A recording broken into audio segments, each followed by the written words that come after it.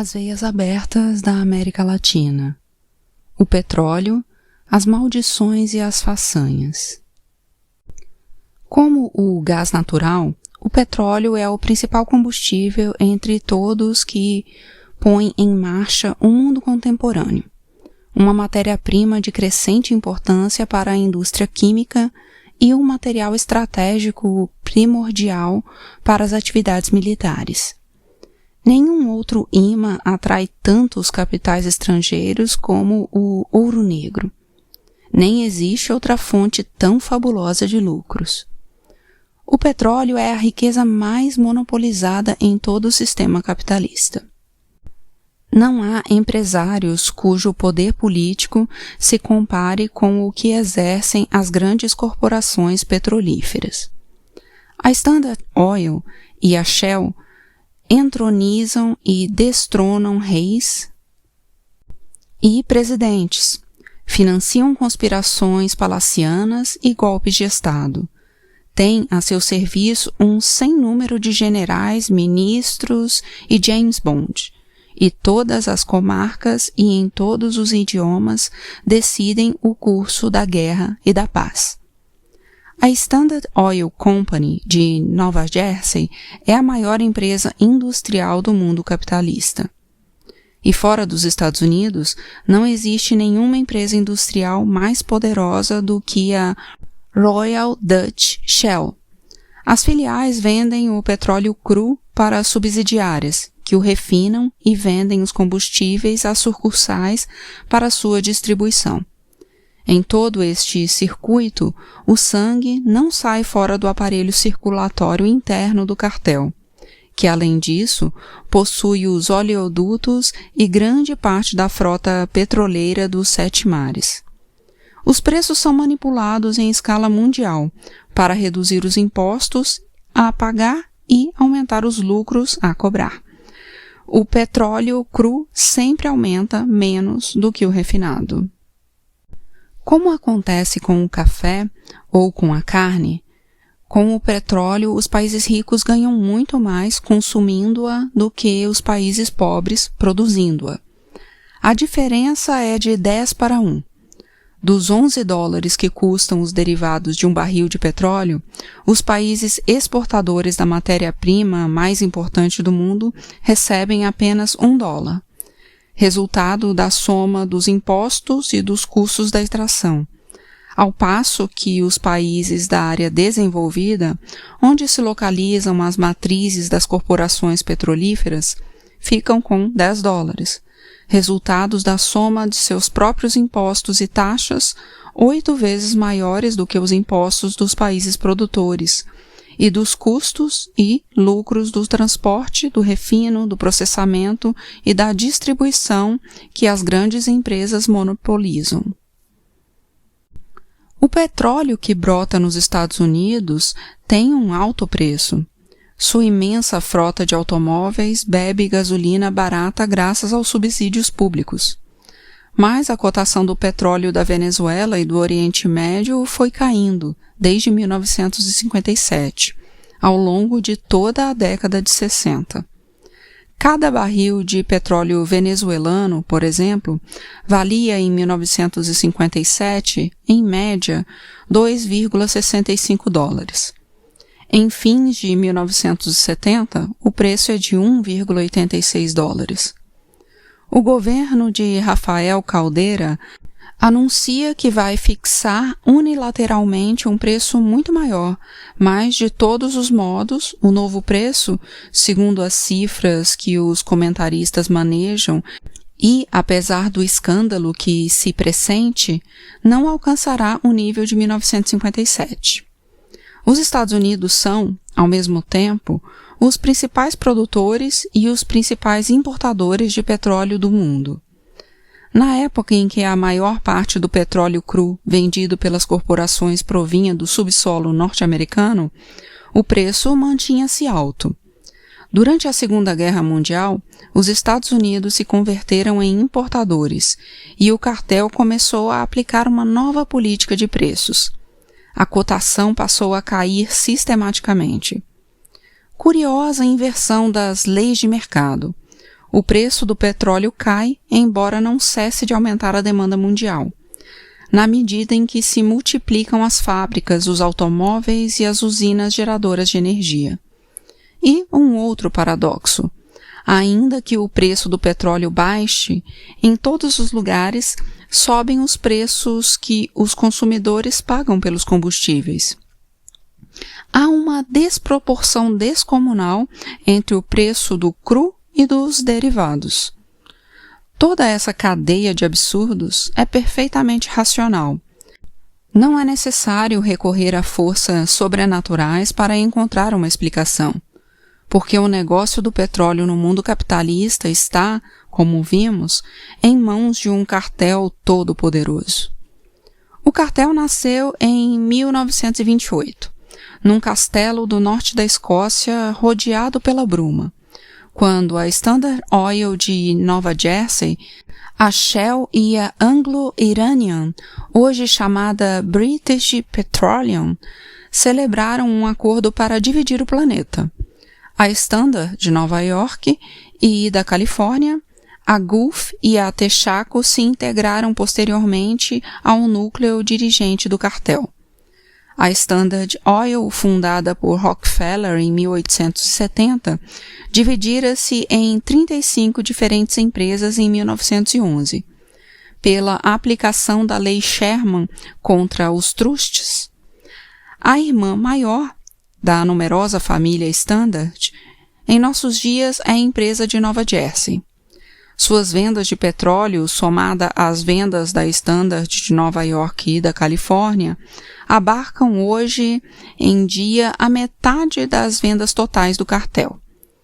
As empresas petrolíferas do grupo Rockefeller são de tal magnitude que somam nada menos do que a terça parte do total de proveitos que as empresas norte-americanas de qualquer tipo, em seu conjunto, tiram do mundo inteiro. A Jersey, típica corporação multinacional, obtém seus maiores lucros fora das fronteiras. A América Latina lhe dá mais lucros do que os Estados Unidos e o Canadá somados. Ao sul do Rio Bravo, a taxa de lucros é 4 vezes mais alta. As filiais da Venezuela produziram, em 1957, mais da metade dos ganhos da Standard Oil de Nova Jersey em todos os lugares. Nesse mesmo ano, as filiais venezuelanas proporcionaram à Shell a metade de seus ganhos no mundo inteiro. Essas corporações multinacionais não pertencem a múltiplas nações onde operam. São multinacionais simplesmente na medida em que, desde os 4 pontos cardeais, arrastam grandes caudais de petróleo e dólares para os centros de poder do sistema capitalista. Por certo, não precisam exportar capitais para financiar a expansão de seus negócios. Os lucros usurpados dos países pobres não só derivam em linha reta para as poucas cidades onde habitam seus maiores cortadores de cupons, como também são parcialmente reinvestidos para robustecer e estender a rede internacional de operações. A estrutura do cartel implica o domínio de numerosos países e a penetração em seus numerosos governos. O petróleo encharca presidentes e ditadores e acentua as deformações estruturais das sociedades que ele põe a seu serviço. São as empresas que, com um lápis sobre o mapa do mundo, decidem quais serão as zonas de exploração e quais as de reserva. E são elas que fixam os preços que vão receber os produtos e vão pagar os consumidores. A riqueza natural da Venezuela e outros países latino-americanos com petróleo no subsolo, objetos do assalto e do saque organizado, tornou-se o principal instrumento de sua servidão política e de sua degradação social. Essa é uma longa história de façanhas e de maldições, infâmias e desafios. Cuba proporcionava, por vias complementares, robustos lucros à Standard Oil de Nova Jersey. A Jersey comprava petróleo cru da Creole Petroleum, sua filial na Venezuela, e o refinava e distribuía na ilha, e tudo a preços que melhor lhe convinham para cada uma das etapas.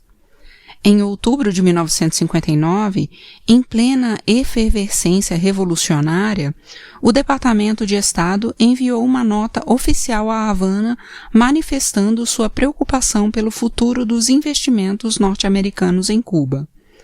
Já tinham começado os bombardeios de aviões piratas procedentes do norte, e as relações estavam tensas. Em janeiro de 1960, Eisenhower anunciou a redução da cota cubana de açúcar, e em fevereiro, Fidel Castro assinou um acordo comercial com a União Soviética para permutar açúcar por petróleo e outros produtos a preços razoáveis. A Jersey, a Shell e a Texaco se negaram a refinar o petróleo soviético. Em julho, o governo cubano interveio e as nacionalizou sem qualquer compensação. Encabeçadas pela Standard Oil de Nova Jersey, as empresas deram início ao bloqueio. Ao boicote do pessoal qualificado somaram-se o boicote das reposições essenciais do maquinário e o boicote dos fretes. O conflito era uma prova de soberania, e Cuba se saiu com honra. Ao mesmo tempo, deixou de ser uma estrela na constelação da bandeira dos Estados Unidos e uma peça na engrenagem mundial da Standard Oil. O México sofrera, 20 anos antes, um embargo internacional decretado pela Standard Oil de Nova Jersey e pela Royal Dutch Shell. Entre 1939 e 1942, o cartel comandou o bloqueio das exportações mexicanas de petróleo e dos abastecimentos necessários para seus poços e refinarias. O presidente Lázaro Cárdenas havia nacionalizado as empresas. Nelson Rockefeller, que em 1930 graduara-se em economia, escrevendo uma tese sobre as virtudes de sua Standard Oil, foi ao México para negociar um acordo. Mas Cárdenas não voltou atrás.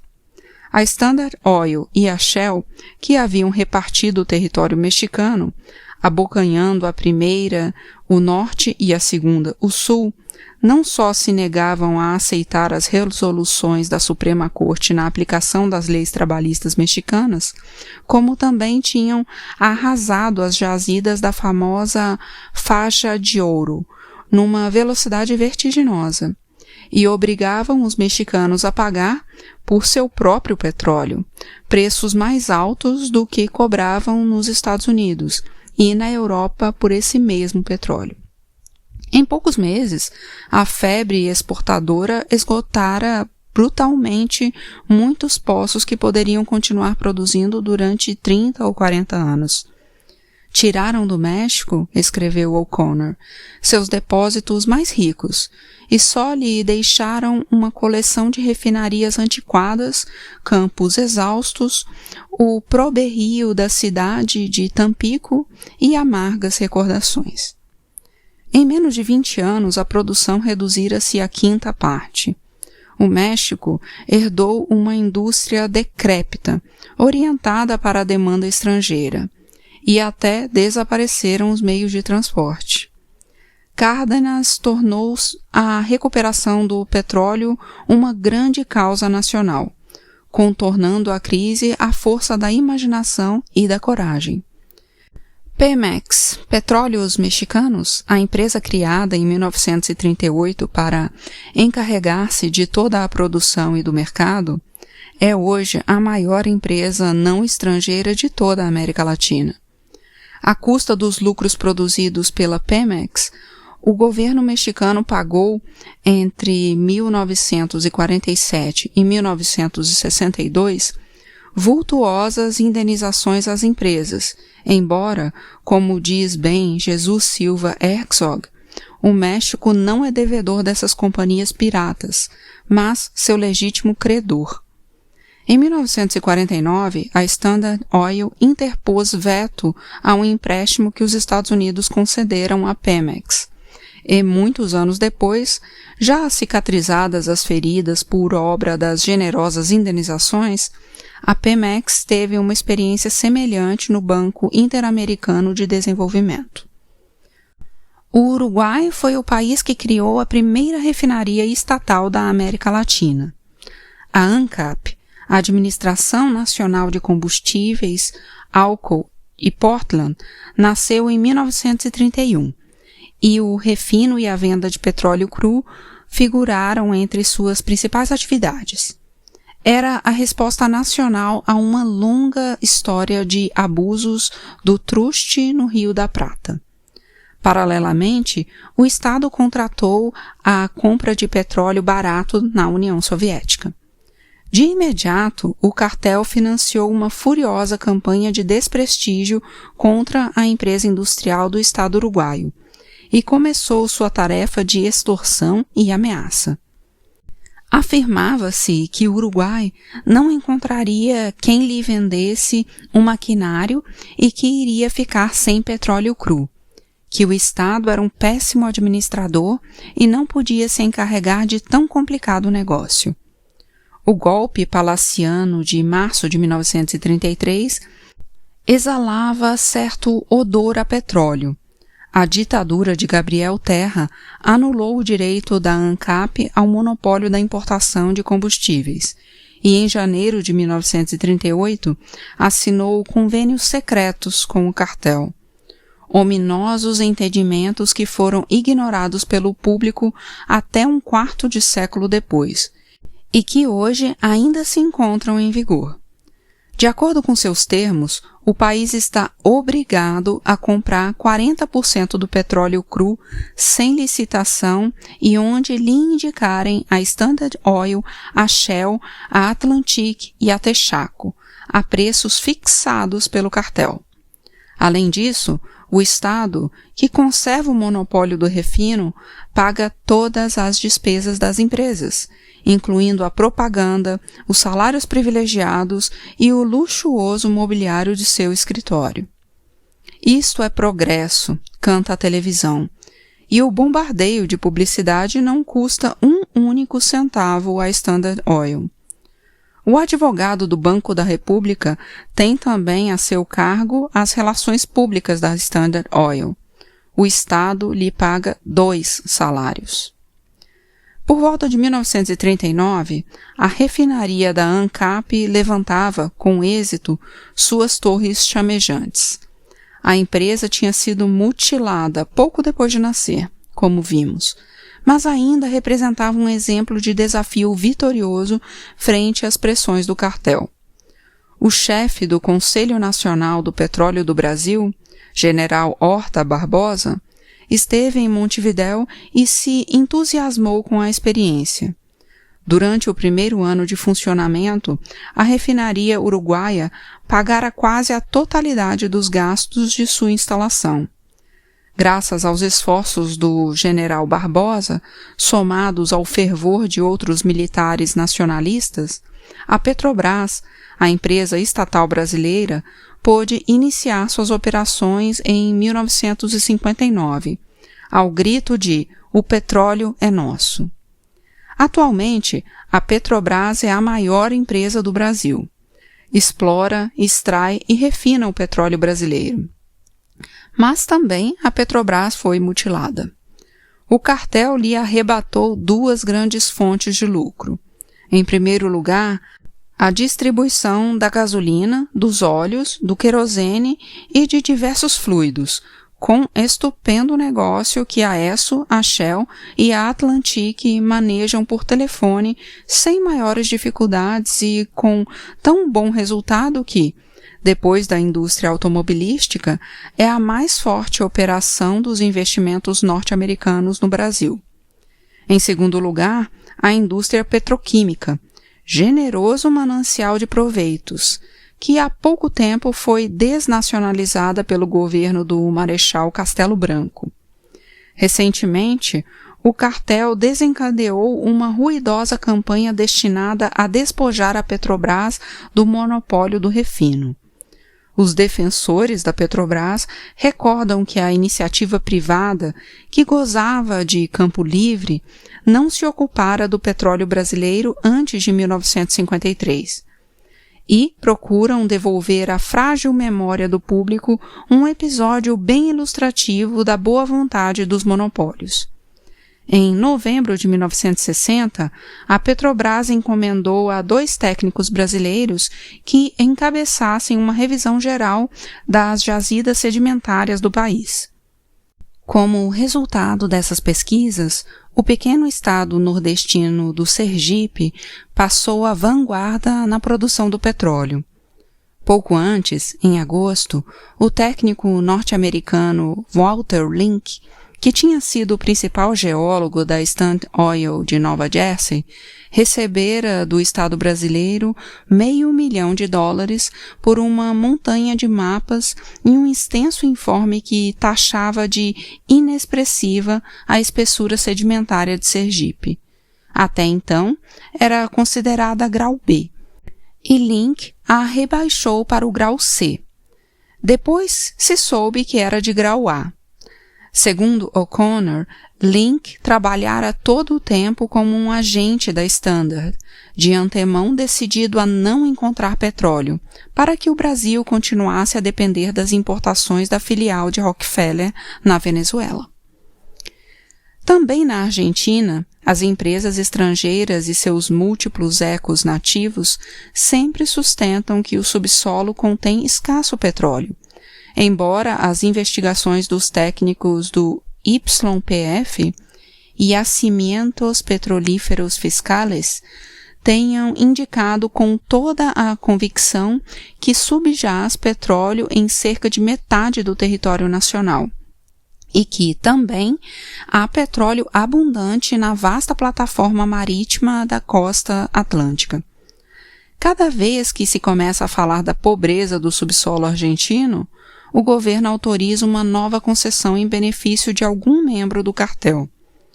A empresa estatal, a YPF, foi vítima de continuada e sistemática sabotagem desde suas origens até o presente. Não faz muitos anos, a Argentina foi um dos últimos cenários históricos da luta imperialista entre a Inglaterra, no desesperado ocaso, e os ascendentes Estados Unidos. Os acordos do cartel não impediram que a Shell e a Standard Oil disputassem o petróleo argentino por meios, às vezes, violentos. Há uma série de eloquentes coincidências nos golpes de Estado que se sucederam ao longo dos últimos 40 anos. O Congresso argentino se aprestava para votar a lei da nacionalização do petróleo. Em 6 de setembro de 1930, quando o caudilho nacionalista Hipólito Ybarryoen foi derrubado da presidência do país por uma quartelada de José Félix Uriburu.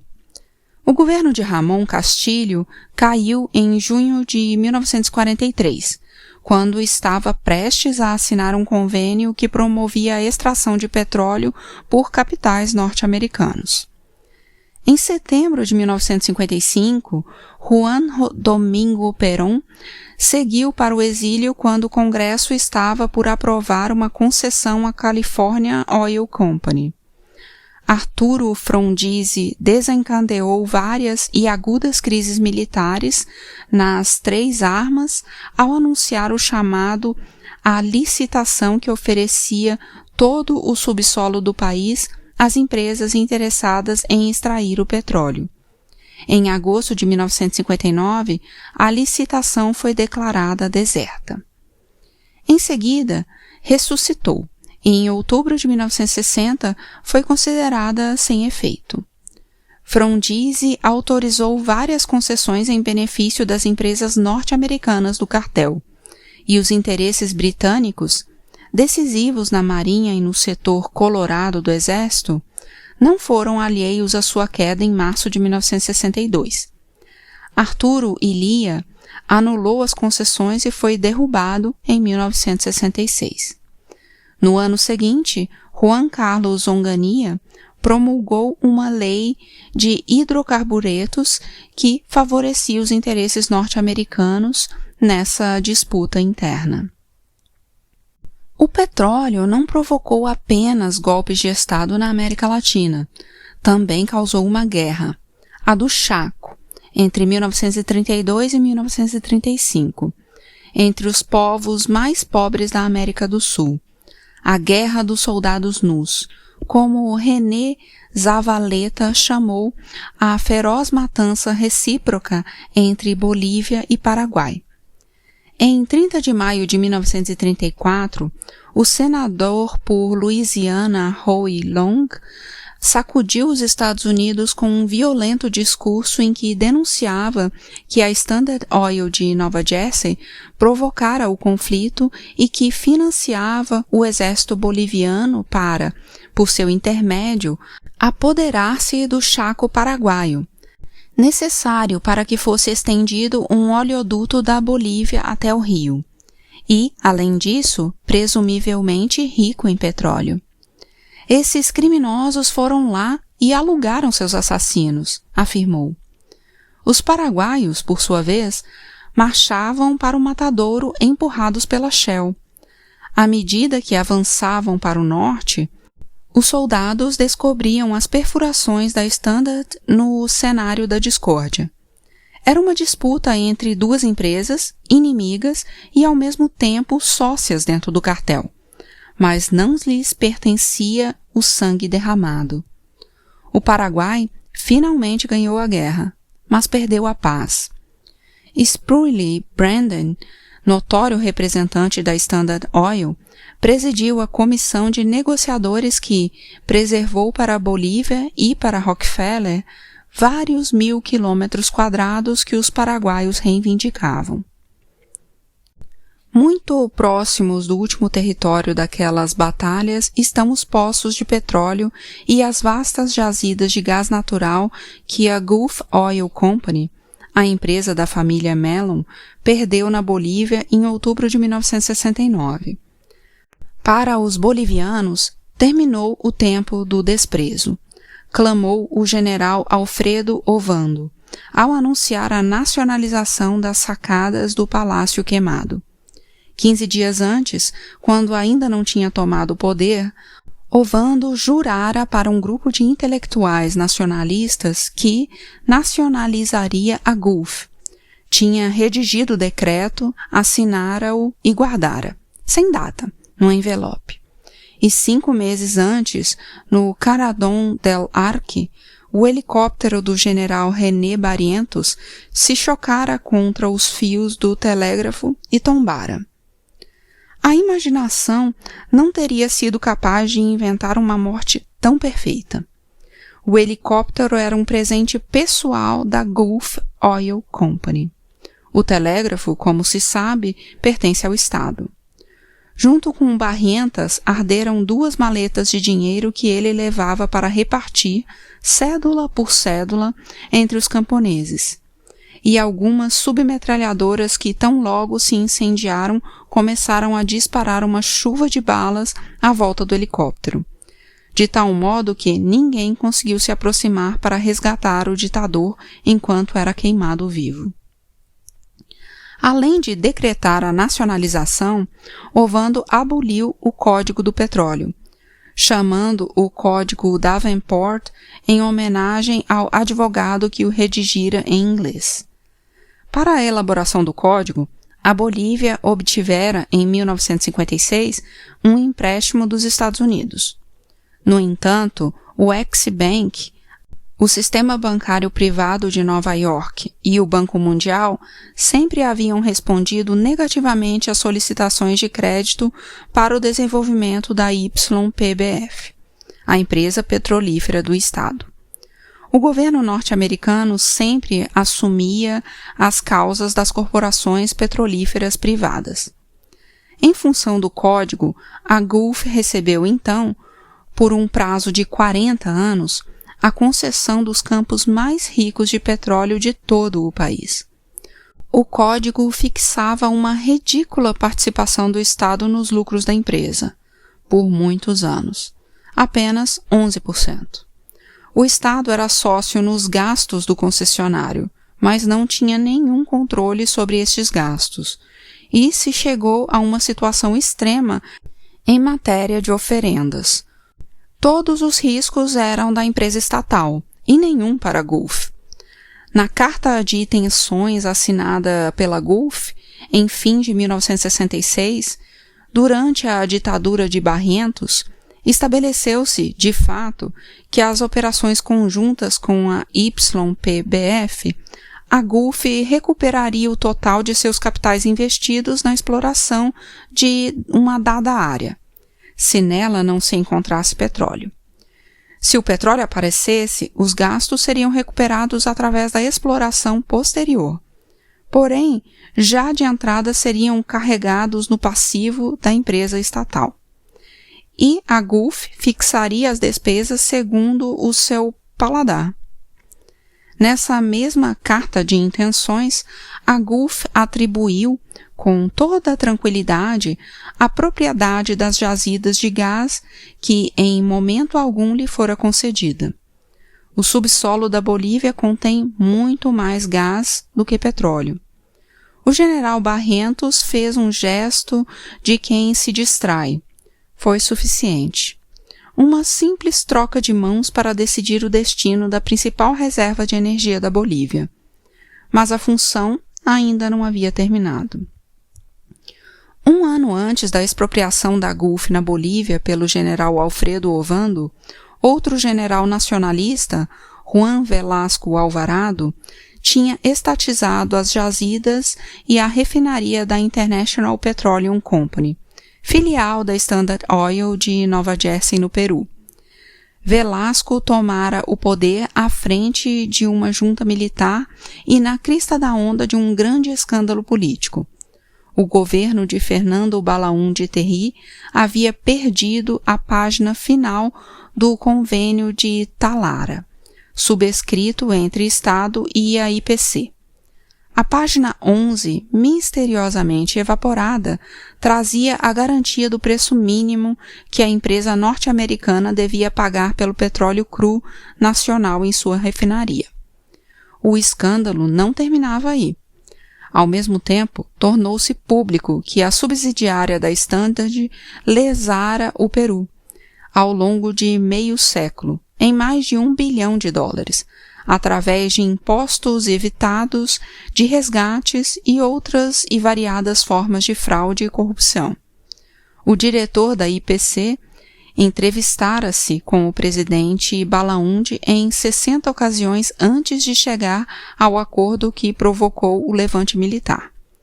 Durante 2 anos, enquanto avançavam, interrompiam-se e começavam de novo as negociações com a empresa. O Departamento de Estado suspendeu todo tipo de ajuda ao Peru. Virtualmente, não sobrou tempo para reativar a ajuda. A vacilação selou a sorte do presidente acossado. Quando a empresa de Rockefeller apresentou seu protesto à Corte Judicial peruana, o público atirou moedinhas no rosto de seus advogados. A América Latina é uma caixa de surpresas, mas nunca se esgota a capacidade de assombrar desta torturada região do mundo. Nos Andes, o nacionalismo militar ressurgiu, com ímpeto, como um rio subterrâneo longamente escondido. Os mesmos generais que hoje estão levando adiante, num processo contraditório, uma política de reforma e de afirmação patriótica, pouco antes tinham aniquilado os guerrilheiros. Muitas das bandeiras dos caídos foram recolhidas pelos próprios vencedores.